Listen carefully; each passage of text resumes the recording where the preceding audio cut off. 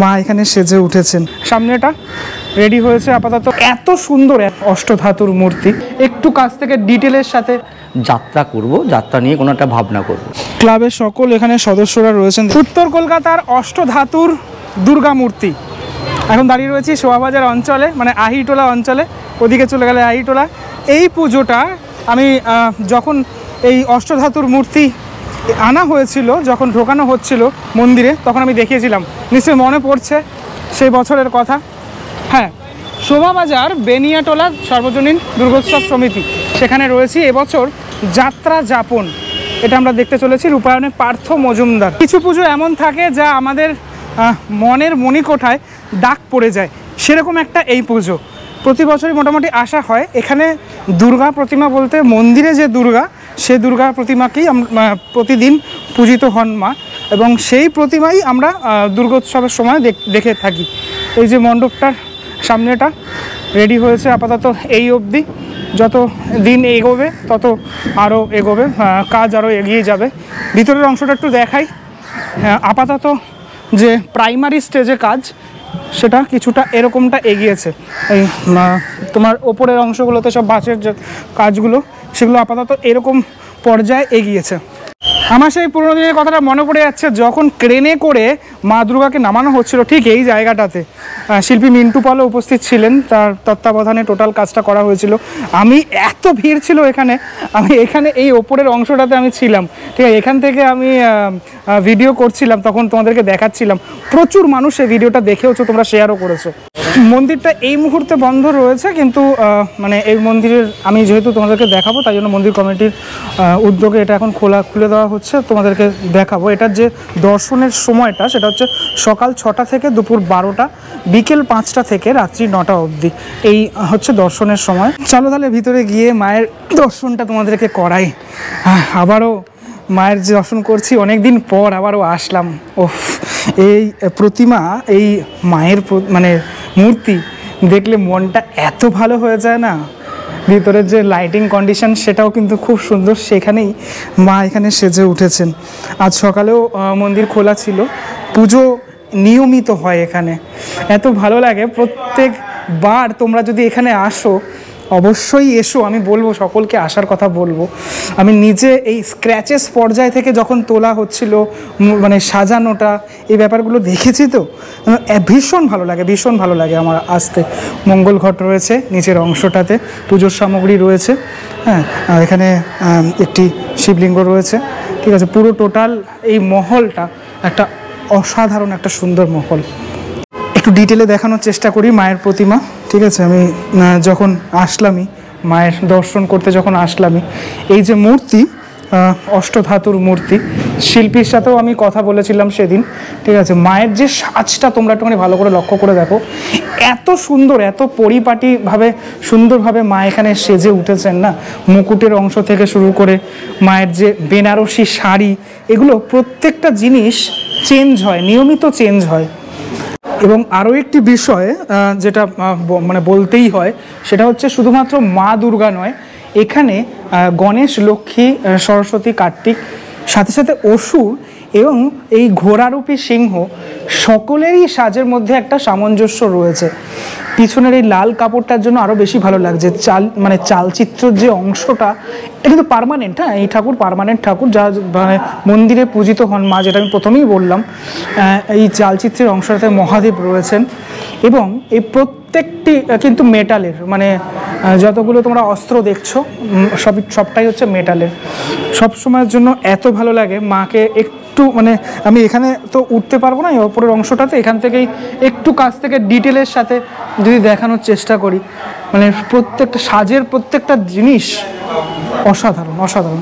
এবং নিয়মিত এই প্রতিমা, যেটা আমি বললাম যে পূজিত হন, এখানে যে অলঙ্কারগুলো, সোনা রূপোর অলঙ্কারে এখানে সকলে সেজে উঠেছেন। মানে শুধুমাত্র মা দুর্গা নন, মা দুর্গার সাথে সাথে গণেশ, কিছুদিন পরেই গণেশ পুজো, আর বলা হয় মানে গণেশ পুজোর পরেই মানে দুর্গা পুজো চলে আসে।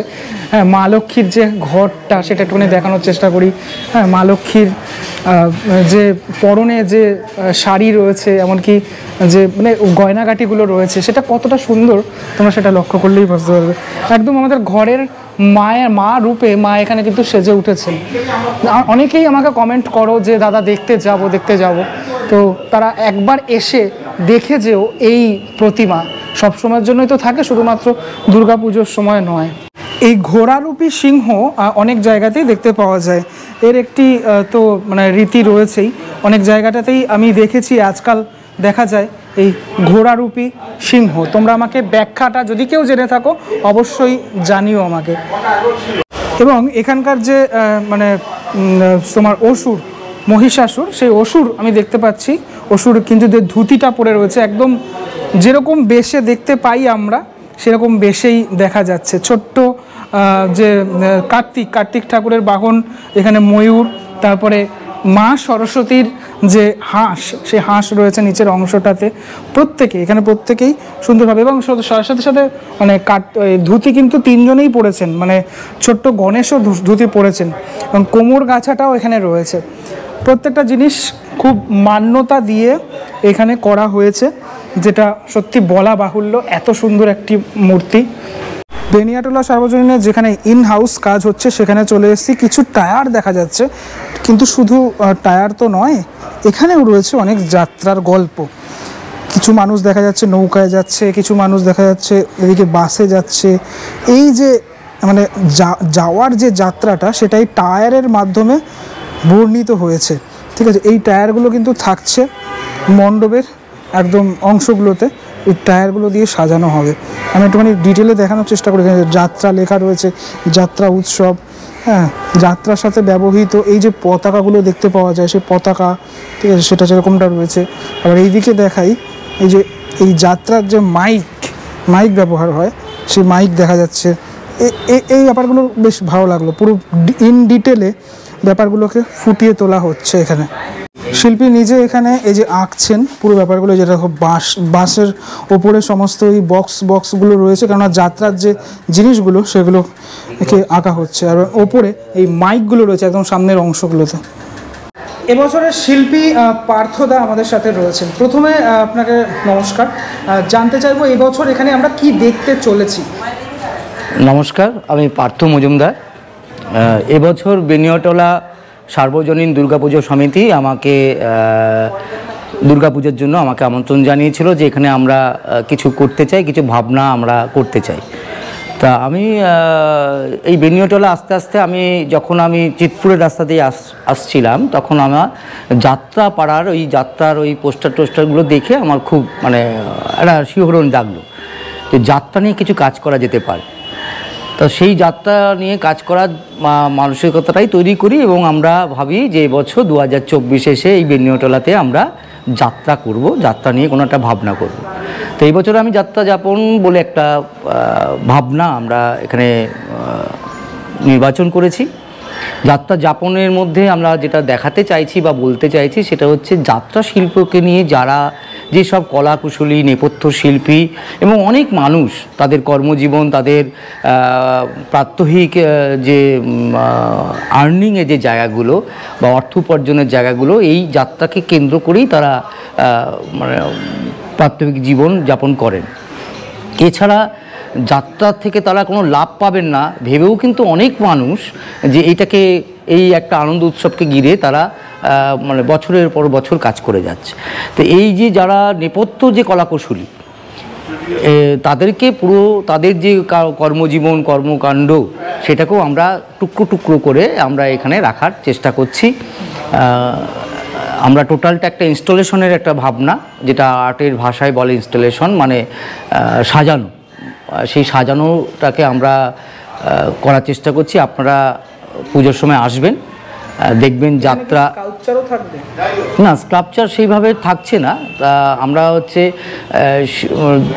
500 বছরের ইতিহাসকে তো আমরা ওরকমভাবে একটা জায়গায় এই পরিমণ্ডলের মধ্যে আমরা আবদ্ধ করতে পারবো না, কিন্তু যারা যাত্রাকে ভালোবাসেন, যাত্রা যারা দেখেছেন, সেই প্রাচীন মানুষ বা এখনকার মানুষ বা এখনকার জেনারেশন, তারা খণ্ড খণ্ড যেভাবে যাত্রাকে দেখেছেন, তারা এখানে আসলে একটা ফিল অনুভব করতে পারবেন যে আচ্ছা ওই সময় ওইটা ছিল, আচ্ছা এই সময় এটা আছে, ও আচ্ছা এখন এটা আছে, মানে এরকম একটা আমরা ফিল তৈরি করার চেষ্টা করছি। দাদা, যাত্রা মানেই কোথাও আমাদের কাছে প্রথমেই একটা ছবি চলে আসছে নটি বিনোদিনী, গিরিশ ঘোষ এবং তারপরে হালামোড়ের অনল চক্রবর্তী, কাকুলি চক্রবর্তী এবং সিনেমারও প্রচুর মানুষ আসছে।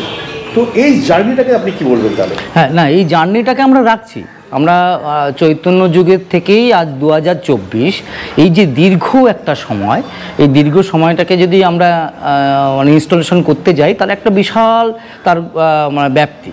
তা আমরা সেটাকে না করে আমরা যেটা করছি সেটা হচ্ছে টুকরো টুকরো খণ্ড খণ্ড অংশ, মানে কাউকে আমরা বাদ দিচ্ছি না। মানে ধরুন উত্তরের যুগটাও রাখছি, চৈতন্য যুগটাকেও রাখছি, আবার এই কাকনি অলনের এই যে এখন যে যুগটা, তারাও সবাই থাকছে, কেউ নেই, মানে কেউ বাদ পড়ছে না এখানে। যদি কাউকে আমরা বাদ দিয়ে থাকি, তাহলে সেটা যদি কেউ আমাদের যদি কোনো বলেন যে ওই দিকটা যদি আপনারা রাখেন খুব ভালো হয়, তাহলে তার প্রস্তাব আমরা নিশ্চয়ই গ্রহণ করব। তা আমরা চাইছি যাত্রাকে কেন্দ্র করে যে সব মানুষজন যাদের মানে কৌশল বা তাদের কর্মকাণ্ড এখানে নিয়োজিত থাকে যাত্রার সঙ্গে, যে একটা মেকআপ ম্যান, একটা লাইটের লোক, একটা বাস ড্রাইভার, একটা পোস্টার যারা তৈরি করছেন, বা যে একটা হোর্ডিং তৈরি করছেন, যে ডেকোরেটার্স বাঁশ বাঁধছেন, যে রিক্সাওয়ালা মাইকটা নিয়ে প্রচার করছেন, তারা সবাই এই যাত্রা যাপনের মধ্যে আছে, তারাও একটা শিল্পী। দাদা, যাত্রার একটা সব থেকে আঙ্গি একটা ব্যাপার হচ্ছে যাত্রাতে একটা একরকম মিউজিক হয়, যে মিউজিকটা মানে যাত্রা ছাড়া আমরা কোথাও দেখতে পাই না।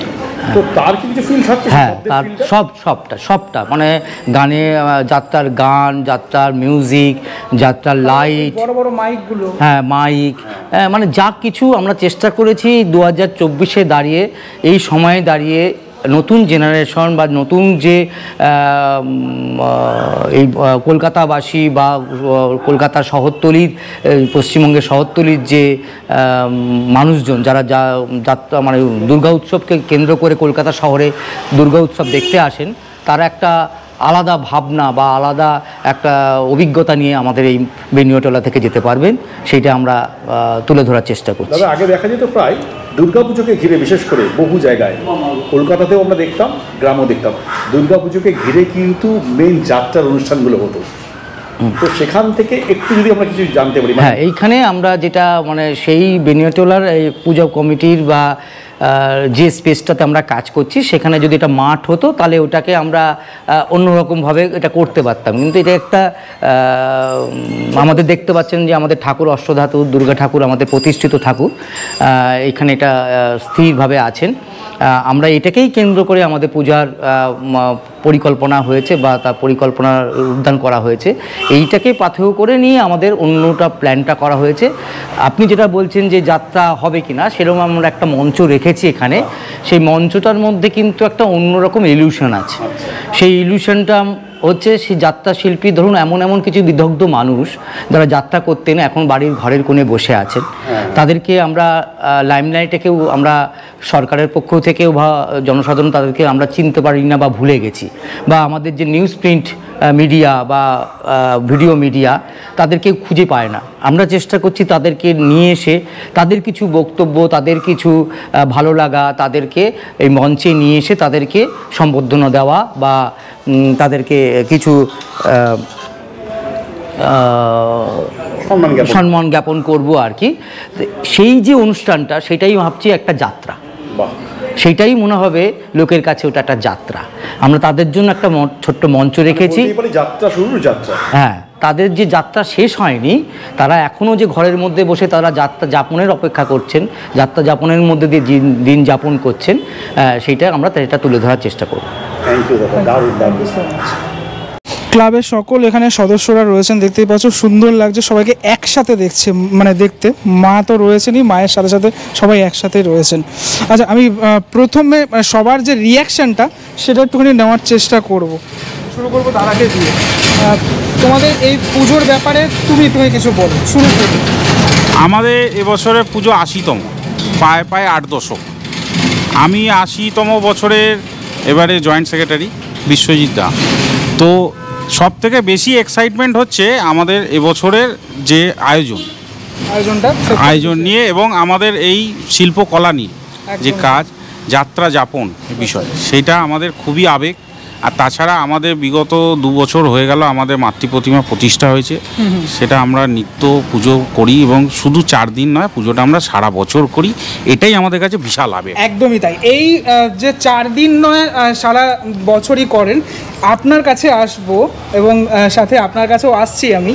এই যে মানে আপনার পাড়ার পুজো এই মুহূর্তে মা এখানে প্রতিষ্ঠিত, এটা আপনার কাছে কিরকমটা লাগে? এটা তো মনে হচ্ছে আমরা সারা বছর মাকে সাথে নিয়েই চলছি, এটাই আমার কাছে বড় প্রাপ্য। মায়ের কাছে কি প্রতি বছর চান? হ্যাঁ, নিশ্চয়ই চাই, নিশ্চয়ই চাই। এবং আপনার আরও এখান দিয়ে যা জনসাধারণ যায়, তারা আমাদের মাকে দেখে নমস্কার করে অন্তত মিনিট 2 দাঁড়িয়ে তবে এখান থেকে যায় আপ অ্যান্ড ডাউন। এটা ঠিক আছে, এটা একদম কারেক্ট। ছোট্ট খুদে সদস্য আছে, সাথে সাথে আপনিও আছেন, একটুখানি বলুন আপনার ফিলিংসটা দুর্গাপুজোর সময়, আপনার ফিলিংসটা আপনার পাড়ার পুজো নিয়ে। দুর্গাপুজোর ফিলিংসটা তো অবশ্যই হয় সব সময়, বিশেষ করে দুর্গাপুজোর সময়, কিন্তু আমাদের এখানে প্রতিমা সারা বছর থাকে, ফিলিংসটা ঠিকই ওইরকমভাবেই থাকে এবং আমরা খুব ভালো লাগে যে সারা বছর এই আমরা পুজোটা করতে পারি। তুমি কি ক্যাপ বন্দুক এখনো ফাটাও তো? হ্যাঁ, তোমার নাম কি? রিয়ন্ডন। বাহ, ওখানে ভয় পাচ্ছে একটুখানি। আচ্ছা, যাই হোক, দিদির কাছে আসবো। দিদিকে সবাই মোটামুটি চেনো। প্রথম দিন আমি ছিলাম। হ্যাঁ, তুমি প্রথম দিন থেকে ছিলে, যবে থেকে আমাদের মা প্রতিষ্ঠা হয়েছে তবে থেকে টিল ডেট অবধি তুমি আমাদের মানে প্রত্যেকটা মুহূর্তেই এসেছো এবং জয়েন করেছো, তাতে আমরাও খুব আপ্লুত। আশা করি তুমিও আমাদের সঙ্গে এরমভাবে করতে পেরে তুমিও খুব আপ্লুত। তো তোমাকে আমরা অনেক দিন ধরেই চিনি এবং যার জন্য তুমি আসো বলে আমরাও সেটা নিয়ে খুব ব্যাপারটা নিয়ে খুব এক্সাইটমেন্ট হয়ে থাকি এবং তোমার দ্বারা আমাদের প্রতিমা সম্বন্ধে কিংবা আমাদের এই পুজো প্যান্ডেলের সম্বন্ধে বহু মানুষ জানতে পারে এবং সেই থ্রু দিয়ে অনেক মানুষ আমাদের এখানে আসেও এবং আমার মাকে দর্শন করতে। অবশ্যই অবশ্যই। দাদার কাছে আসবো যে ব্যাপারটা নিয়ে, সেটা হচ্ছে তুমি বলে দাও এখানে কিভাবে মানুষজন আসবেন। এখানে আমাদের আসার জন্য আমাদের এটা প্রপার মানে শোভাবাজার অঞ্চলের মধ্যে অবস্থিত, বিকেপাল ক্রসিংয়ে আমাদের মণ্ডপ। যে কেউ যদি আসতে চান এখানে মেট্রো থেকে নেবে, শোভাবাজার মেট্রো থেকে নেবে, টুয়ার্স ডান দিকে আসতে হয়, বিকেপাল ক্রসিং, ওইখানে আমাদের মণ্ডপ। আহিটোলা যাওয়ার পথে পড়ে। নিয়ারেস্ট ল্যান্ডমার্কটা কি? বিকেপাল ক্রসিংটাই নিয়ারেস্ট ল্যান্ডমার্ক, মানে এটা সবাই জানে উত্তর কলকাতায়। তরুণ প্রজন্ম মানে ধীরে ধীরে তোমরা এই দায়িত্ব পাচ্ছ আর কি, এই ব্যাপারটা যে প্রবীণ থেকে তরুণ প্রজন্ম নবীন আসছে, এটা নিয়ে কি বলবে? না, আমরা যারা প্রবীণ আছে তাদের থেকে আমরা শিখে আস্তে আস্তে আমরা এখন নতুন প্রজন্মের সঙ্গে আমরা হ্যাবিচুয়েট করে নিয়েছি যে পুজো জিনিসটা আমাদের পাড়া কালচার, আমি জন্ম থেকেই দেখছি। এবার সেই হিসাবে আমাদের যে আবেগ বা পুজোর সময় ছাড়াও যেহেতু আমাদের প্রতিমা এখানে আছে, সারা বছরই দুর্গাপুজোর একটা আবেগ এখানে। প্রবীণরা তো আছি, প্রবীণদের থেকেও আমরা নতুনভাবে নতুন কিছু শিখে আমরা জিনিসটাকে অ্যাপ্লাই করছি আর কি। আপনার কাছে যে ব্যাপারটা নিয়ে আসবো, আগে পুজো হতো আমরা দেখতাম মা, মানে এখনও হয় সেরকম, মানে মা প্যান্ডেলে আসতো বা বিসর্জন হয়, আপনাদের প্রতিমা বিসর্জন হয় না, তো এটা কি বেদনাদায়ক নাকি মনে হয় যে ভালো, কোনটা? না, বেদনাদায়ক না। আমরা 365 দিন পুজো করতে পেরেও, মায়ের সাথে একসাথে যুক্ত থাকতে পেরেও আমরা খুব খুশি। আমরা নিত্যদিন দেখতে পাচ্ছি, যখন দশমীর দিন আমরা 4 দিন আনন্দ করে দশমীর দিন মা চলে যায়, তাতেও আমরা দুঃখ পাই। এর থেকে আমাদের মা এখানেই বিরাজমান, আমরা তাকে সারা বছর ধরে দেখতে পাই, তার আশীর্বাদ নিয়ে সমস্ত কাজে যাই, আমরা তাতে খুব খুশি। ভিড় কতটা এবছর আশা করছো? এবছর আশা করছি মানুষের ঢল আশা করি অনেকটাই বেশি হওয়াটা উচিত, কেননা আমাদের যে বিষয় ভাবনা এবছর যাত্রা যাপন, সেখান থেকে আমাদের এবারে ভাবনা আছে মানে লোকের ঢল যেন উপচে পড়ে। আর আমাদের এখানে মাতৃপ্রতিমা স্থায়ী, সেই মাতৃপ্রতিমা আসুন, সবাই দেখুন, খুব ভালো লাগবে। এবছরের ভাবনা চিন্তাও আপনাদের খুব ভালো লাগবে। যাত্রা সম্পর্কে আপনারা কিছু জানতে পারবেন, কিছু যখন মানে নতুন তরুণীরা যাত্রা কেরাম হতো বা যাত্রা পালা কেরাম হতো সেই সম্বন্ধে কিছু জানা যেতে পারে। কিন্তু আপনি যদি বয়স্ক লোকেদের সাথে বাবা, জেঠু, দাদা তারা আসলে তারা হয়তো দেখে চিনতে পারবে যে এটা এইখানে যাত্রা এইভাবে হতো বা যাত্রা এইভাবে আমরা দেখে অভ্যস্ত, এইগুলো কিছু শিখতে পারবে প্রবীণ বা নবীন তরুণীরা। ঢল আশা করি অনেক মানুষের ঢলই এখানে উপচে পড়বে। আমরা সেইভাবেই সব গাইডলাইন মেনেই মানুষকে এখান থেকে দর্শন করে মানুষ যেতে পারবে। এটা এই টোটাল টিমের মধ্যে এই মুহূর্তে উপস্থিত হয়েছেন প্রবীণ সদস্য, আপনার কাছে আসবো। প্রচুর যাত্রা কোম্পানি ছিল, হ্যাঁ, অনেক যাত্রা কোম্পানি সব উঠেই গেছে, এখনও কিছু কিছু যাত্রা রয়েছে। তারা যেভাবে উঠে গেছে, তাদের যে পুরনো যেসব কালচার ছিল, যে যাত্রা কিরমভাবে তারা প্রচার করতো বা কীভাবে তারা আগে টিকিট ফিট সব লোকেরা কাটতো, সেইভাবে সব আর কি সেই জিনিসগুলো আমরা থিমের মাধ্যমে ওগুলো আমরা দেখাবার চেষ্টা করব। আশা করি সকলেরই ভালো লাগবে। হ্যাঁ, আমাদের এখানে আসার কোনো অসুবিধা নেই, একদম বিকেপাল মোড়েতেই বিনিয়াটোলা স্ট্রিটে, ওখান থেকে ঢুকলে পরেই আমাদের পুজো। হ্যাঁ, মোড় লাগোয়া পুজো। হ্যাঁ, যেখান থেকে ঢুকবে লোকে সেখান থেকে বেরোবার কোনো জায়গা নেই, পেছন দিয়ে বেরিয়ে যাবে, সে শান্তিপূর্ণভাবে যেতে পারবে, বেরোতে পারবে। আমরা সকলকে আসার জন্যে সেই অনুরোধ করছি। উত্তর কলকাতার এই বেনিয়াটোলার পুজো কারা কারা দেখেছো, বা পুজোর সময় শুধু নয় বাকি সময় কারা কারা আসো সেটা আমাকে অবশ্যই জানিও। এই যে সেকশনগুলো করা হয়েছে এখানে, এই যাত্রার যে বিষয়টা সেটা পুরোপুরি ফুটে উঠবে, টোটাল মণ্ডপের চারিদিকটাতেই এটা ফুটে উঠবে যখন আমরা দেখতে পাবো। আজকে ভিডিওটা একটু লংগেস্ট হলো ঠিকই, কিন্তু প্রত্যেকের যে ধারণা সেটা আমি নিতে পারলাম। আশা করি ভালো লেগেছে, সেটা আমাকে অবশ্যই জানিও, এবং ঠাকুর কীরকম লাগলো সেটাও জানিও। যদি না এসে থাকো অবশ্যই চলে এসো। পরবর্তী ব্লগে দেখা হচ্ছে খুব শীঘ্রই, ততক্ষণের জন্য বিরতি নেবো। ভালো থাকো সবাই, টাটা।